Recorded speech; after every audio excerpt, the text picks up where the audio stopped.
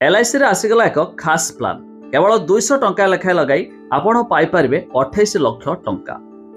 आपण जदि LIC policy नेबाकू plan बनाउछंती तबे यह आपणक पई भल खबर। एलआईसी आपणक पई एपरि एक पॉलिसी नै आसीछि जाहाको आपण पूरा 28 लाख टंका पाइबे, जहाकी आपण पूरा 28 लाख टंका पाइबे। तबे आजिर समय रे टंका बंचाइबार सर्वोत्तम उपाय होछि एलआईसी पॉलिसी। तबे ए प्लान रो नाम होछि जीवन प्रगति प्लान। आसंतु प्लान विषय संपूर्ण अपडेट जानिबा ता पूर्व वीडियो को लाइक करंतु, सब्सक्राइब करना थिले एबे सब्सक्राइब करी पाखर थिवा घंटी चिन्ह को दबाइ दियंतु। तबे जेउथिरे आपण 200 टंका लेखा लगाई 28 लाख टंका बंचाई पारिबे।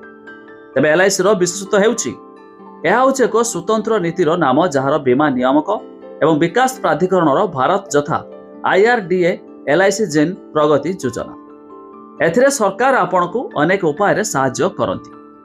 एथिरे आपण रिस्क कवर मध्य पाइबे। केवल एतिकी नुहे, आपण एथिरे मृत्युर लाभ मध्य पाइबे जहाँ प्रति 5 वर्ष रे बढ़ी थाए।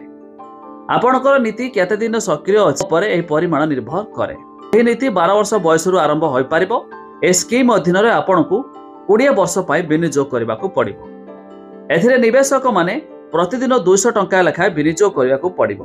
तबे एही योजना अनुसार एथिरे विनियोगर सर्वाधिक बयस 45 वर्ष।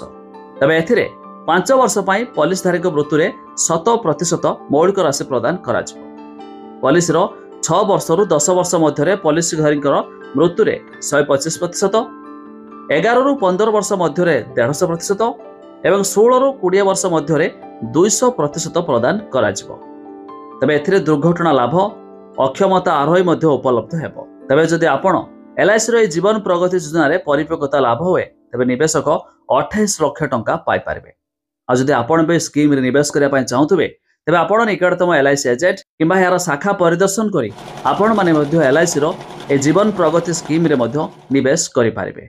अधिक जानिया पय वेबसाइट रो लिंक हम डिस्क्रिप्शन लो देइछु, आपण माने जाय मध्य चेक करि पारिबे।